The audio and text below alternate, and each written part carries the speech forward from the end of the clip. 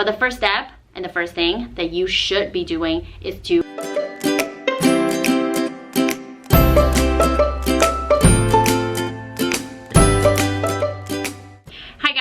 welcome back to my channel. This is Luna over here. I'm a real estate agent here in Philly. So in today's video, I want to do a short and simple video on kind of, share some lights with you guys. What is the most important thing for you to do right after you get your real estate license? So let's just assume that we all know about the scripts, we all know about how to do the paperwork, and you're pretty much like set on, you're ready to go. So the first thing that I think with being in the business for 2 to 3 years, I think it's extremely important and helpful is to identify your farm area. The reason I say that is, my business basically has been building through cold calling, and especially with marketing myself in a farm area. I'm concentrated in like Northeast Philly, and then in the city I focus in South Philly. So these are the areas that I typically heavily focused on and pay attention with the real estate market and active listings and days on the market, and who are buying, what type of houses, what size of homes are selling the most, and how much are the homes are selling after they are fixing it up.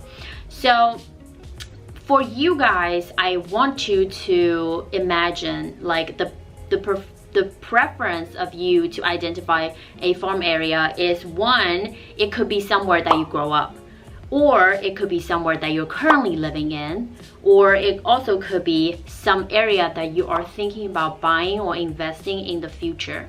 So that way you already are paying attention of what houses are coming on the market, and then you can also focus in that area, try to get listing.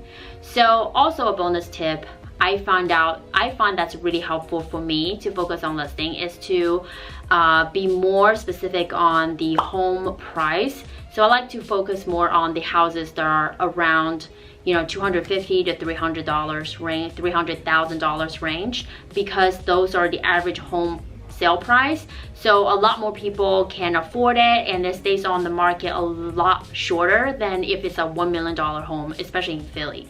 After you identify the area, your farm area, then the step one is to find a brokerage. So you guys can either choose, if you feel more comfortable with a franchise because you like their training or you like their system, that's fine too. But just make sure when you identify the area, that brokerage is right there. It's right in your farm. So for me, I prefer local brokerage just because they have better split and they do things more flexible, and they give me more hands-on trainings. They will give me leads. My broker can teach me what to do. So that's step one. Find a brokerage that's in your local area. And then another reason I like that is because every time when I pick up the phone, when I do cold calls, and the seller will be like, okay, what company? And then I said, oh yeah, that company, right on Frankford Avenue, across from that convenience store, Wawa. And then it rings a bell. They're like, oh, you're at that house over there. So it immediately makes them realize I'm not just any like cold caller. I actually work in an office that they're very familiar with. The second step is to do open houses in your farm. So once you identify a farm, it's easier for you to host open houses in there because you're already very familiar with the housing market, and you're familiar with the demographic of people who are living there, or the school system, what school district is there. So a side story, I used to hold an open house in an area that's in the suburb of Philadelphia. It has a great school district, but I don't know the name of it. Like, I know it has a really good school district. So when a buyer walks in, I didn't do my homework right. I wasn't familiar with the area. They asked me about, oh, where should we go eat in the restaurant? Like, what are the good schools? Where are the museums? I have no idea. So it just seems like make me less professional. I mean, but if it's in your farm, somebody walks in, you're the local expert, it will just make you seem so much better. So step number 3 is to make your buyer consultation, whether if you like to work with buyers or you like to work with sellers, a lot more efficient. For example, you wanted to be the showing agent with your buyer. So if you have a farm, they're willing to buy in this farm area, you know exactly what houses come up on the market. You can send them right away, or you see a coming soon status, you give them a heads up, and then you guys go take a look, you know, right when it gets on the market. So as far as a listing agent, it's even more efficient because I've got listings that are 1 hour away. So after meeting with the seller, we sign the listing contract, but then the next day I have to physically, or I hire someone to, you know, go and deliver lockbox.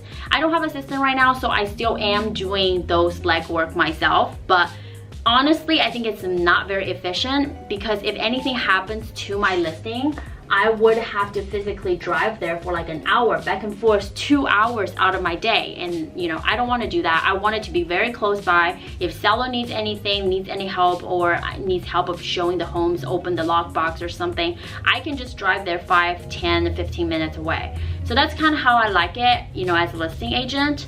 And number 4 is to, you know, once you learn about the local market, you have a leverage of competing with big time agent, because I come across a lot of listing presentation where I am going up against 2-3 other agents who are pretty big in Philadelphia.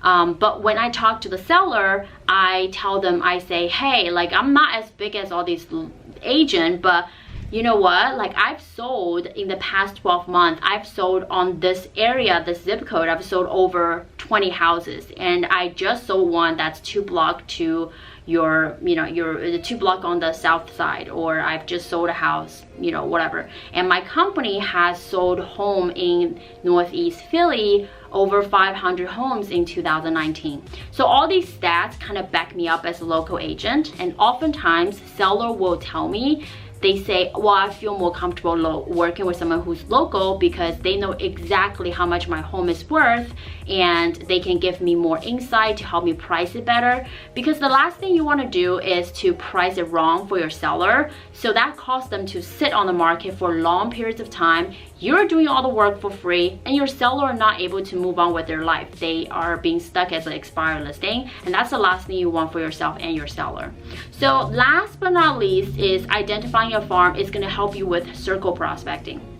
So what's circle prospecting? That's basically when you know a property that was recently just sold and you're cold calling your farm, or you're cold calling a neighborhood, and you go, hey, my name is so-and-so with this company, and I'm just calling to let you know that 2 blocks down, that house was sold for $250,000. And are you curious about how much your house is worth? Are you thinking about selling your house?